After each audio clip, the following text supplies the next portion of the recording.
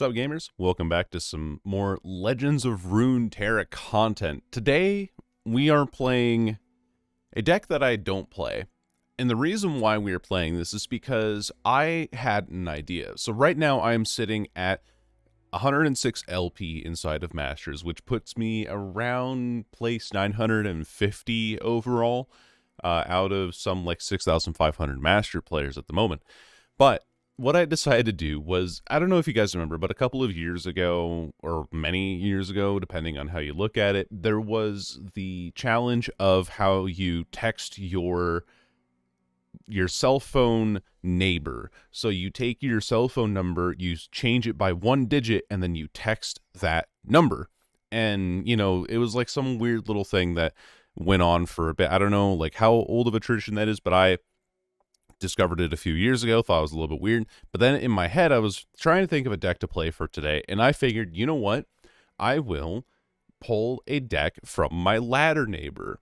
And so what I did was I pulled out a coin, I flipped heads or tails. Heads means that I take it from the person above, tails means I take it from the person below. And so I flipped heads, and I got Annie Jhin, which was being played by Kalu, I believe, on the leaderboard. Let me double check. Yeah, Kalu. This person wasn't here a minute ago it was when I was looking at the deck. But it's from Kalu, playing Annie Jhin. And this deck is a pretty powerful archetype right now that I think is also getting some new tools inside of the next expansion, the Glory in Navori expansion, that just, there are new Noxus cards, there are new ways to rally, and new spells and stuff that you can add into this list, possibly. I'd have to really sit down with the entire package to see what Noxus and Annie Jhin can use in that specifically. But for now, this is a pretty straightforward list. We have a ton of 1-drops. We have 12 1-drops, and every other unit in this deck, aside from Legion Rearguard, uses a skill of some kind, which then advances Jhin's level up. And we're basically trying to use this, I described it as like a pseudo overwhelm technique. I was gonna say technology, but that's not right. I knew it was technique the whole way. Anyway, pseudo overwhelm technique. Basically, like, no matter what these units do, they are always going to be pushing damage to face because of the skills that they have. Obviously, the best thing that we can do is try to find a Jhin early in hand so that we can have that Jhin ping, supplementing his own level up. And yeah, it's aggro. I don't really have a whole lot more to say about it. I have played aggro in the past. Obviously, we had that bad Bandle Burn list that got me to Masters the first time. And then we have this list, which is play a bunch of 1-drops, play a bunch of skills and everything, and then eventually try to just beat your opponent senseless with all of these aggro tools. Noxian Fervor, Sigil, Malice, Decimate, to round out the top end of damage. And that's basically it. Not a whole lot to say about this deck. Just go face, and we'll take it on the ladder, and hopefully I don't do too terribly. We find the first match immediately. It's against Plunder. Plunder is definitely a list of some kind. You know, if I FOMO this, will I find my champions? Maybe. Let's try it. Let's try finding our champions. Hopefully we don't find anything for 2 mana. We find Annie on level 1. That's really good. And then we have Sunhawk to deny a... We have Sunhawk to deny a swing for next turn. This is definitely blocking. I don't imagine that they won't block this, because this levels up Annie a little bit. They take 2 damage for that? Why? I guess they have an open attack in response, so that's fair. As long as I can delay them, I'll be quite okay. Yeah, it's fine then. If that's what they're gonna do, then I think I go Imperial Demolitionist here. Remember the objective. Hit for 1 damage. Hopefully don't have a Make It Rain. For the glory of Noxus.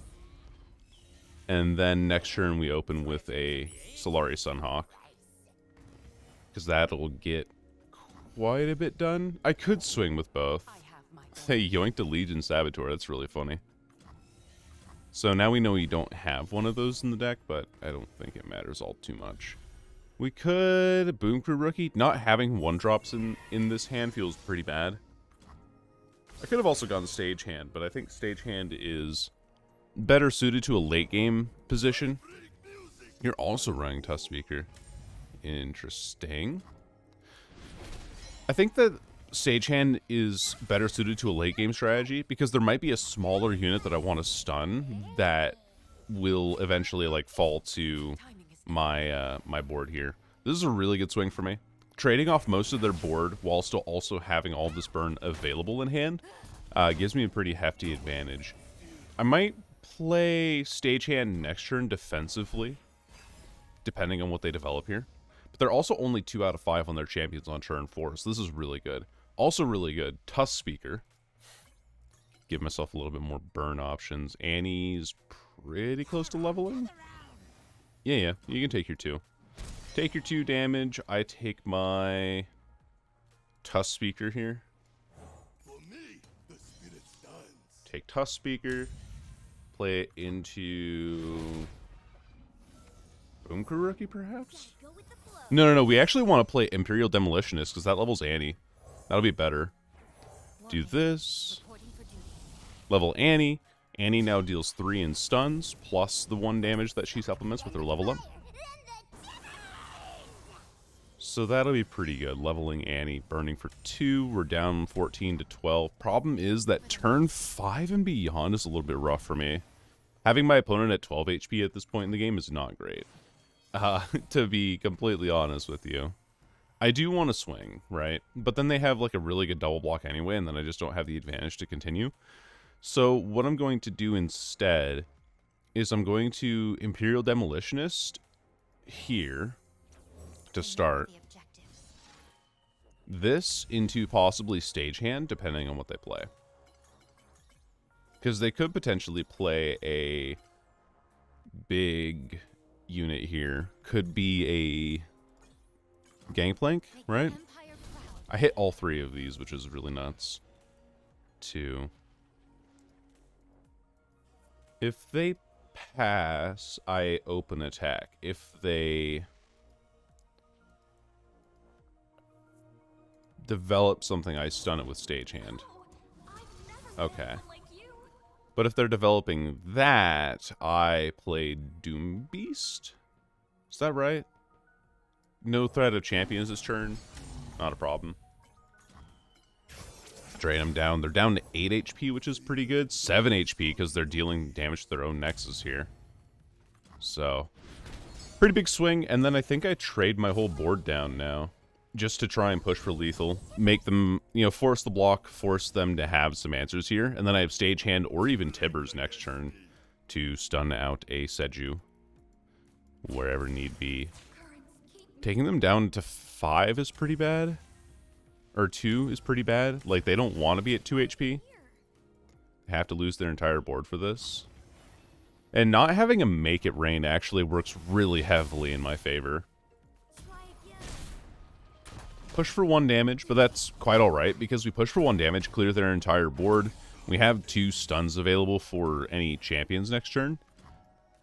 Now, we are losing, of course, to the Plunder procs a little bit, but it's not too big of an issue.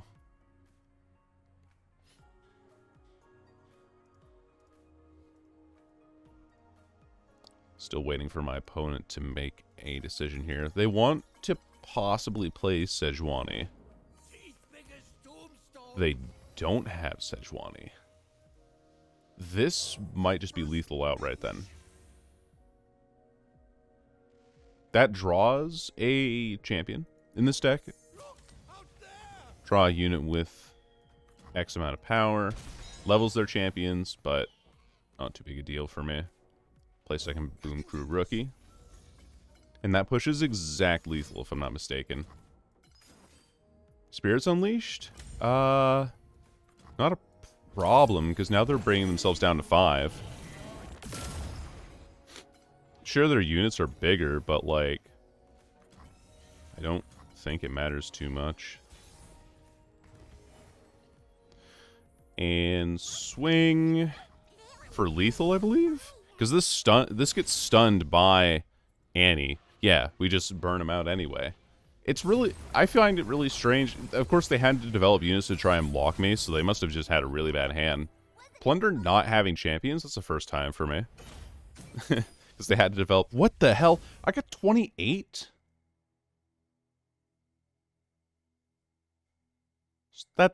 That's not right.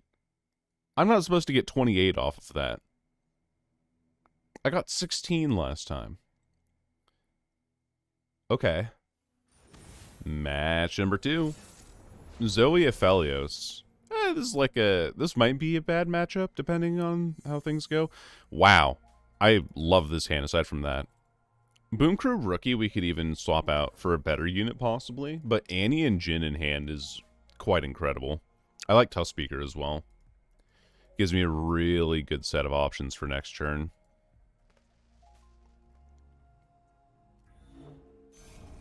Opponent playing Zoe Aphelios, most likely looking for Zoe themselves. They kept one card, which I'm going to guess was Zoe. I play Annie. Come out, wherever you are. We end round. I think I developed Tough Speaker first. Because mana 2 usually... I'm going to guess they're running Goat in this deck. Mountain Goat. Hit that.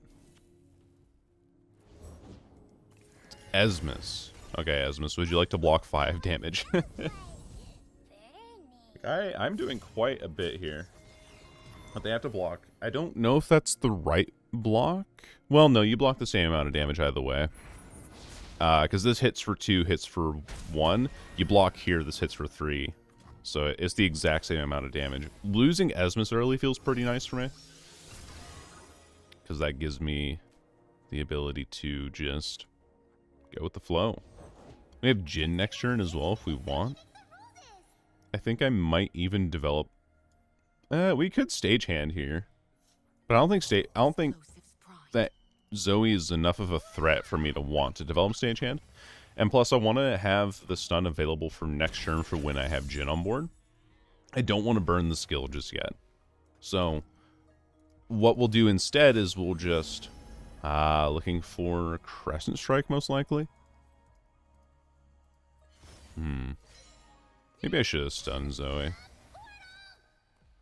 This Crescent Strike would be pretty bad for us. Like slows our development by so much.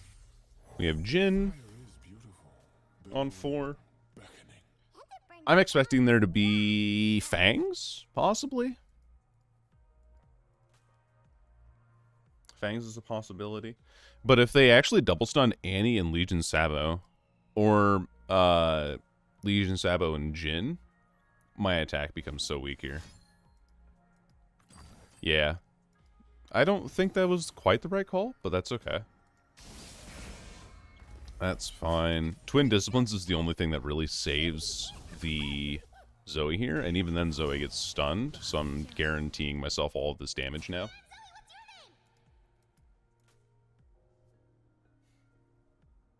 Yeah, so it doesn't trade because it gets stunned. You still block the 2 damage, though.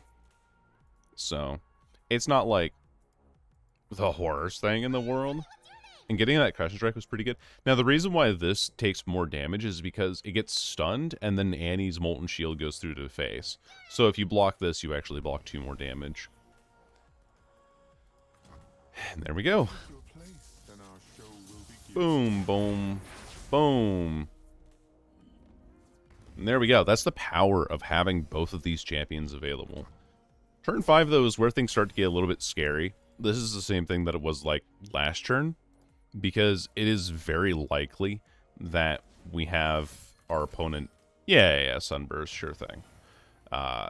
You don't want to have Jhin on board because I can continue stunning your units out. It's just not going to work out that well. I think I do go for Stagehand here to level the Annie.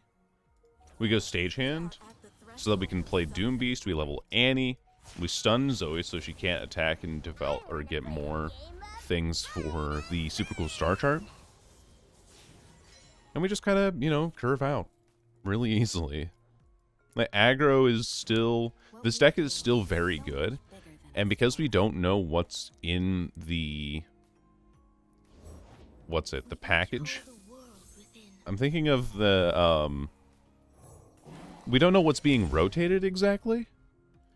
And for me, that means we don't know if we're going to see the, like, any of these cards get rotated. It's very possible that, again, with the new tools that we're getting in this game, that Jhin Annie continues to be a great deck for this next patch. You know, removing that Jhin was a really good call. The Sunburst was really well placed. Zoe has to go down here, but then we win with Decimate now. Possible, you know, a card that I am thinking of is Spirit's Refuge. There could also be Concussive Palm, which would stop 4 damage here. They're trying to find the right target for it. I honestly think you stun Annie. Yep. Concussive Palm is correct. And everything else looks fine. We're just going to keep burning him. Like, Annie doesn't get to get the skill off because, you know, goes down to that. Zoe now down. We can Decimate here, which brings our opponent down to 3 HP. So we're pretty far ahead now. We have Sigil of Malice. We have Tibbers available too. I think I'm okay with that for now. Tibbers coming down next turn is okay too. We don't have the mana for Sigil of Malice, but it doesn't really matter all that much. We just wait for our next attack turn and we win anyway. Because we swing open, Legion, Sabo, Annie, all of you are doing a ton of damage to things now. And when Legion, Sabo, and Annie do damage to face, Crackshot Corsair also guarantees lethal in another way. Move with purpose. Move with purpose. I think we don't care about this guy. Taking 6 damage, sure, but you're not going to outrace me at this point. I'm way too far ahead. We have Crackshot Corsair. Super cool star chart. Probably looking for another Crescent Strike, but I think I just developed Tibbers right away then. Messenger. I could just kill Zoe outright right now. That is very doable. Since they're below deny mana, this skill can go through. So we'll kill Zoe here. With a nice big open swing. We even have Sigil of Malice to double guarantee that we win. And this game is over.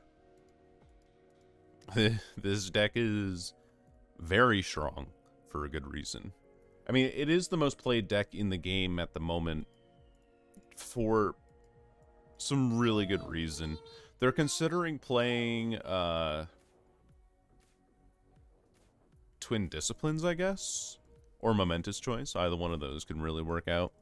Or they're looking at my board and wondering how they prevent lethal. Because even if they knock any of these units back, like, for example, Legion Sabo or Crackshot Corsair, they're still not going to have the capabilities to block all the damage that's going to face. Sigil of Malice also being another thing that's just adding more insult to injury. It's possible that they left. They're like, I'm playing in Master's Ladder. I can't believe that, you know, somebody's trying this hard at the end of the season with Annie Jhin. Yeah, I don't blame you. I apologize, too. I was just trying to do the ladder neighbor challenge, and my ladder neighbor was happened to be bringing Annie Jhin. And I get, what are these numbers? I got 15 off of that? That's so strange. Oh, well. I'm not going to complain. Okay, Heimer Nora, but not in the Shadow Isles shell. That is very interesting. I want to FOMO this, look for my champions. Very likely that we run into Pokestick, Group Shot, Drop the Bomb, I think is even a card that could be possible. I think we just trade this, right? Still better for me to get the skill off. Yeah. It would be better if I had a Jhin in hand, but main deck Otterpuss is interesting. It's not something I expect very often. Grant minus power is fine. Grant minus power and can't block is so useless on the stagehand. Yeah. -1 power and vulnerable, whatever. Does it increase the cost of anything up there? So we're okay. I just developed Boom Crew Rookie. I even care. Of course I'm ready. This Boom Crew Rookie guarantees 3 damage to face now. I really want to find a champion if I can. Alas, no champions. Find me. I just hit for 3. Because Sunhawk's not hitting anything right now. And with my opponent not running the Shadow Isles package, it means that they don't have a lot of healing. They'll have unit removal, sure. No Fervor in hand. This is something that they can denote from the way that I'm playing. Playing very fast here. Could possibly argue to slow down a little bit. Yeah, sure. Sounds good to me. I play the Legion Rearguard. Legion Rearguard. Mystic Shot? Sure. So they're just playing full control right now. I can also just play this Solaria Sunhawk that has 1 attack and vulnerable, because then I can Imperial Demolitionist it. 3 HP is pretty tough for this to chew through. Another main deck Otterpuss as well. Working out pretty well. Another Mystic Shot here. Get excited. What do they discard? Well, I'll figure out in a second. Once that resolves, they discarded the Prank. So then they block this damage. And I still have Decimate available, but opponent's been doing really well at just using all of their removal to kill things here. So that's been a Get Excited, a Mystic Shot, Aftershock, and also Thermo Beam. All to remove my units, but I still have more in hand. Like, that means that if their hand is that heavy on the removal, that means that they're probably not doing so hot in terms of being able to trade the damage back. You know? We can do this. We can do a Decimate to hit for 4. On a boom. We end round. And then I have double Fervor in hand. We stun again. Hit for 4, possibly. Okay. I'll hit for 4. If you want to pass on 10 mana, it could be a Glorious Evolution deck, but I'm willing to hedge my bets that it isn't. Taking our opponent down to 8 HP, I have 6 damage worth of burn in hand. Crackshot Corsair guarantees a little bit more damage, but the problem now being that my opponent also is guaranteeing a lot of damage themselves. Crackshot Corsairs here. We are working pretty heavily off of the top deck. That sucks. That does lose us a little bit of damage here. Commit the Fervor after the second Mystic Shot goes through. Second Get Excited goes through. I'm more than okay with this because of how their hand is just all been discarded. So they discarded a Mini-Morph as well.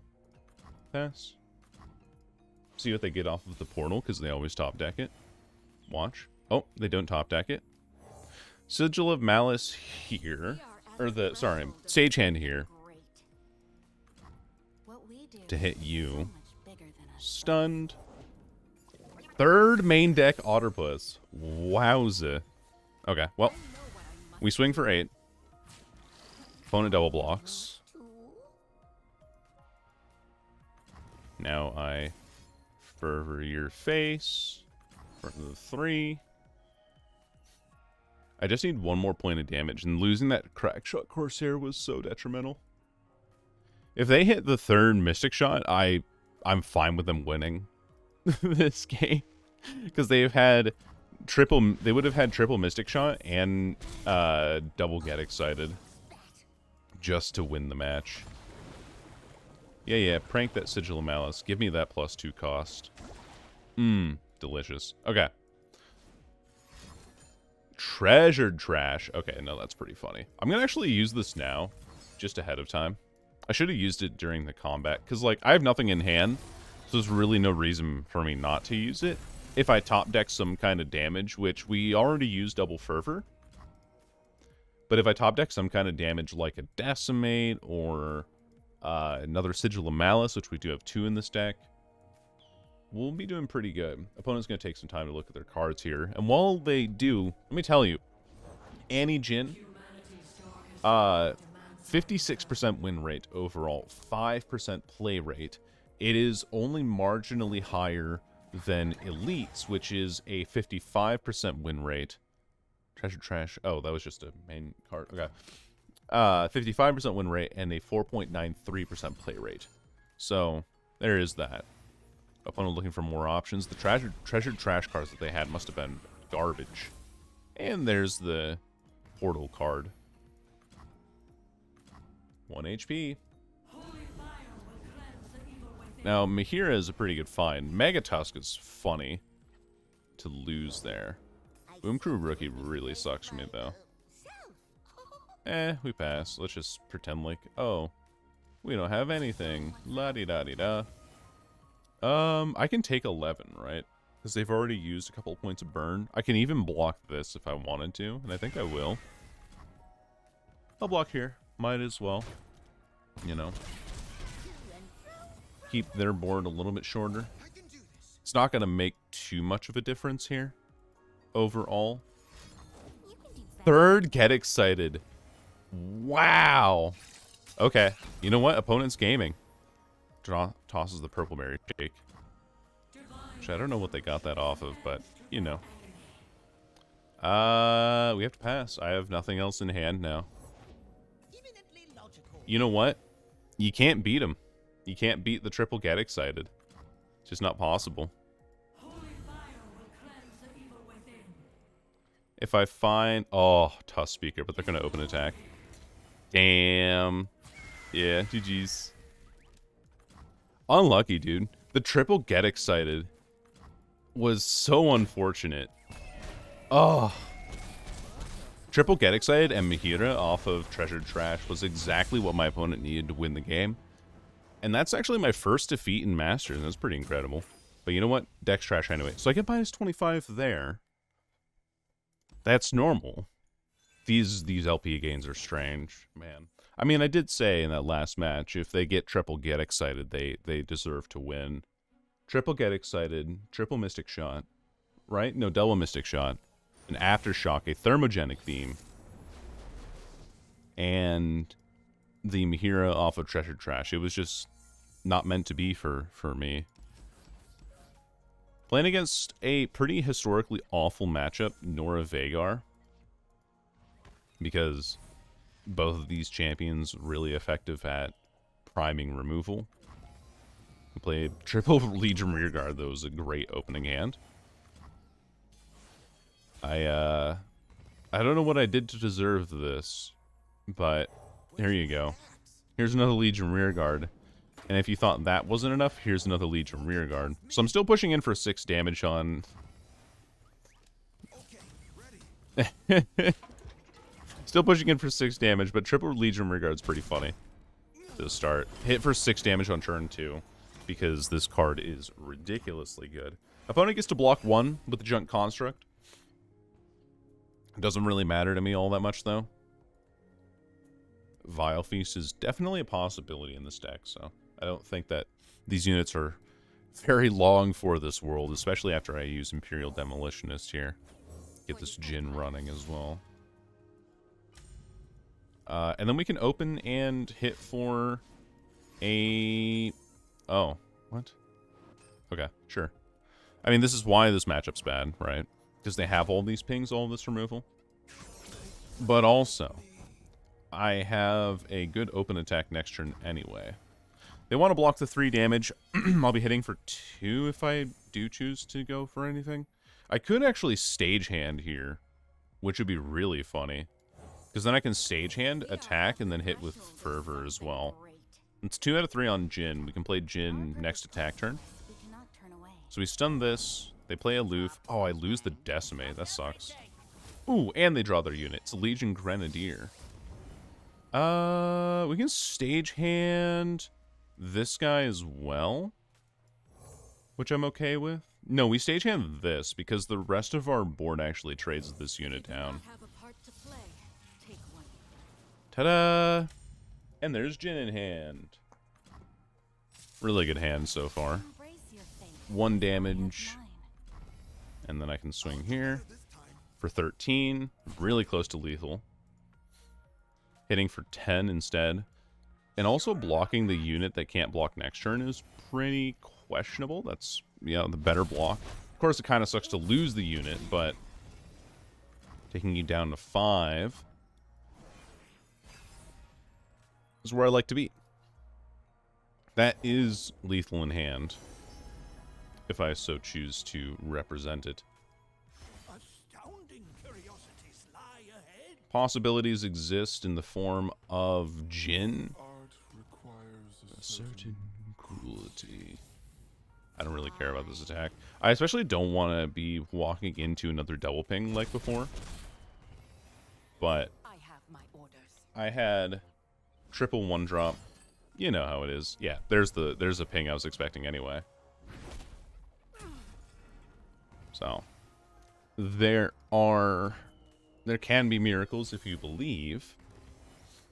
Boom Crew Rookie's a really good find. If they have Vengeance, they'll probably Vengeance Jhin anyway. So that is, again, another distinct possibility. I don't know if this deck runs the Ishtali Sentinel anymore. Because if they do, that might just be curtains for me. 1, 2, 3 stun shot. All very doable. Portapalooza is a very good card. Does not hit the portal though. Looking for Pokey Stick afterwards. Quietus. I think I go Fervor then to face. I have prepared something Very special. Hit Fervor, make sure the Quietus doesn't hit anything, which they top decked off of that play there, and then I swing. They have to full block this. This deals 2 to all stunned enemies, but we don't have the Flourish yet, so it's not going to be doing anything. It's just going to make a nice noise. You know, trading the board down. It is what it is. We top deck Fervor every single time. Because that's what this aggro deck does, right? They get a good unit, doesn't matter. Anything can be spent. Ooh, damn. That's crazy. Anyway, I didn't ask. Bring you down to 1. Really good top deck there. Hate Spike does suck, but we still hit for the 1 damage. This still gets stunned. Hell, wait up. Take your place, and our show will be. Boom. Hit that. Hate Spike is kind of annoying. You know what's even more annoying is another Solari Sunhawk. It's not going to stick. And they are playing Ishtali Sentinel. It's not going to stick because of how they have so much mana to develop units off of now. They could even play another Ishtali Sentinel. Yeah, I can't win that. Bye-bye. Dead. Even at 1 HP, I don't think I can win that. So, double Ishtali Sentinel, not what we want to see at all. And that'll be the end of that match. But then I lose 15 for that. So, we're basically exactly back where we started with a 50% win rate. And that'll do it for today's video on Jhin Annie. Playing that ladder neighbor game definitely did things. We won 2 matches and then we lost 2 matches. The 2 matches that we lost were against some heavy removal lists as well. So obviously this aggro deck does have its counters in the form of, yeah, you might run into something that's running full control, but I hate this deck. I don't like playing this at all. It doesn't really sit well with me overall because it's like I do the one thing really well, which is play these early units and curve out, or I just run into a bad counter matchup and then there's just nothing I can do. It feels very polarizing overall. And not a list that I enjoy, but I won't deny that it is very effective. And in the matches that we won, I felt so totally in control the whole way through. But I guess I'm not aggro-brained enough or something along those lines. At any rate, thank you so much for watching. Hope you all have a wonderful rest of your week. And I'll see you when I come back from my spring break. Have a good one. Bye.